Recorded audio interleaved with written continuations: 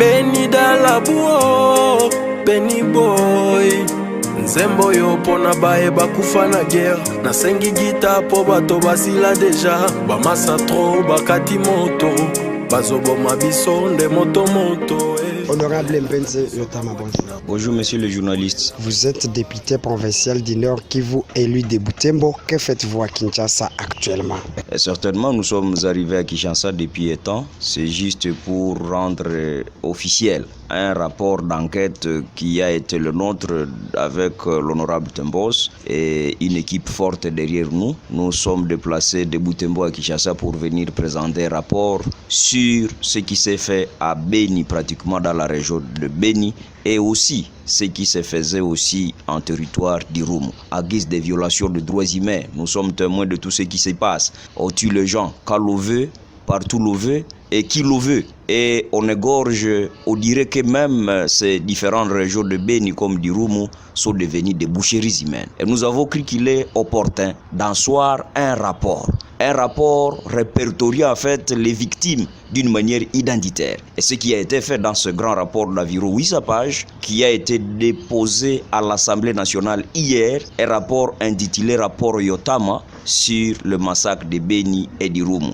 rédigé conjointement avec l'honorable Tembos, et il a été présenté à l'hémicycle par l'honorable Tembos à la date d'hier même. Mais ce n'est pas le premier rapport, il y en a eu plusieurs rapports. Évidemment, nous sommes de ceux qui sont préoccupés par les droits humains. Nous en avons toujours présenté des rapports et nous croyons encore que le combat, nous n'allons pas baisser la garde aussi longtemps que la situation ne s'est pas améliorée. C'est pourquoi nous avons cru qu'il faille fouiller encore davantage, parce qu'il a toujours été remarqué que les histoires qui se passent chez nous à Beni comme à Irumu sont plus médiatisées évidemment, moins que documentées. En cela, avons-nous cru qu'il faut déposer le rapport à l'hémicycle national pour que chacun des élus puisse s'en approprier et que la voie puisse être percée plus loin que là où elle a été percée il y a quelques jours, beaucoup plus mieux que nous voulons voir la voie plus loin percée. Mais à part l'hémicycle, où est-ce que vous comptez encore la mener? Monsieur le journaliste, vous savez, l'hémicycle est là comme hémicycle de la représentation nationale. Mais nous comptons aussi déposer ce rapport à de grandes instances de droit. Et d'ailleurs, c'est parmi de grandes suggestions qui ont eu à faire notre attention. Dans ce rapport, nous avons plus de montrer que les victimes sont abandonnées à leur triste sort. Or, lorsqu'il y a un préjudice, forcément, à droit, il faut qu'il y ait une réparation. Lorsque les gens sont tués comme des mouches, c'est un grave préjudice. Beaucoup d'autres sont restés des orphelins et beaucoup d'autres des veuves. Et de veuves, pourquoi pas? Nous sommes mis dans la peau de ces orphelins jusqu'à dire qu'un jour, justice doit être faite. Justice devra être faite par le déclenchement même d'une création de tribunal international, un tribunal pénal international pour le Congo, susceptible de revenir en fait sur les atrocités que nous avons enregistrées d'ici et là.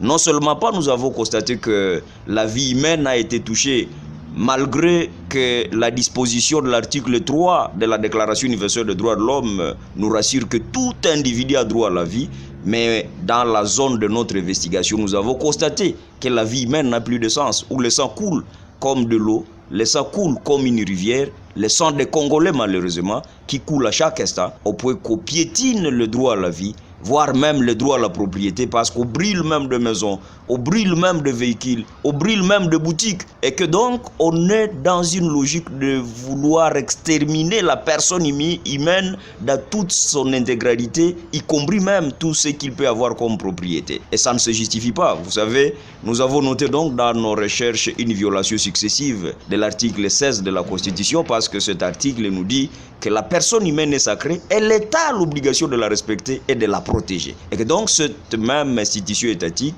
ayant l'obligation de respecter la personne humaine, de protéger la personne humaine, allons-nous constater également qu'à côté de cet article 16 foulé au pied, il y a l'article 34 de la Constitution qui est aussi foulé au pied. L'article qui rassure que tout Congolais a droit à la propriété. Et donc, lorsqu'on brûle des gens de véhicules, on brûle des maisons, c'est une violation manifeste de cette disposition constitutionnelle. Et nous avons cru qu'il faut déposer ce rapport d'abord à l'hémicycle, parce que c'est là qu'on peut retrouver des représentants de toute la nation qui peuvent s'en approprier et encore hausser le ton beaucoup plus qu'avant-hier où il y a plus de quelques mois. Et en tant que juriste, que peuvent attendre les familles ou les survivants de ce massacre de ce grand rapport? Savez-vous, monsieur le journaliste, qu'en droit on dit que tout fait quelqu'un qui cause préjudice à autrui oblige celui par la faute duquel il est arrivé à le réparer. Et c'est dans cette optique que nous disons que l'article 258 du Code civil, livre 3, doit être démise. Ça veut dire que les victimes doivent être clairement identifiées et les victimes ont été clairement identifiées dans ce rapport. Vous voyez le premier exercice. Nous nous sommes dit on doit d'abord identifier les victimes. Et c'est ce que nous venons de rendre public dans ce rapport. Nous avons identifié les victimes parce qu'on a parlé plus, mais on écrivait moins. Et aussitôt identifié, la deuxième démarche, c'est que les auteurs doivent être également identifiés pour qu'ils répondent des forfaits qu'ils ont toujours commis à l'égard de ces victimes. Et c'est dans ce sens, aussitôt que les auteurs seront clairement identifiés, allons-nous nous pencher encore à la question de l'indemnisation des familles des victimes. Et c'est ce que corrobore l'article 258 du Code civil du livre 3, où l'on dit tout fait quelconque de l'homme qui cause préjudice à autrui oblige celui par la faute duquel il est arrivé à le réparer.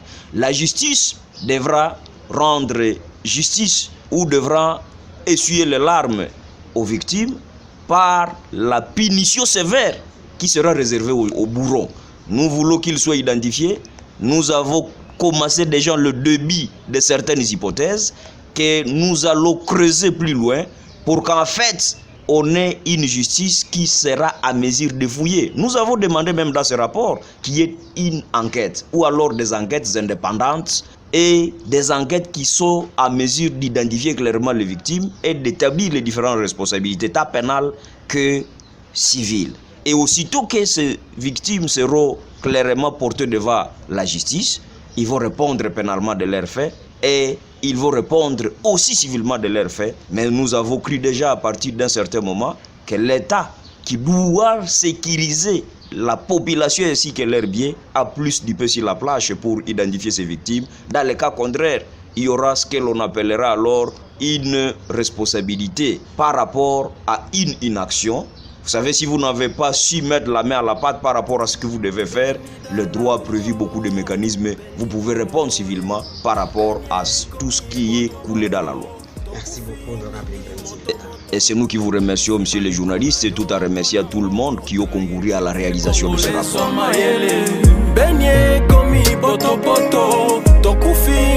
Moto obomisi bandeko na yo pona mbongo trahir culture congolaise mayele. What else? Demba Spirit by Peace on Zoo Badman. Ba ba ba ba ba.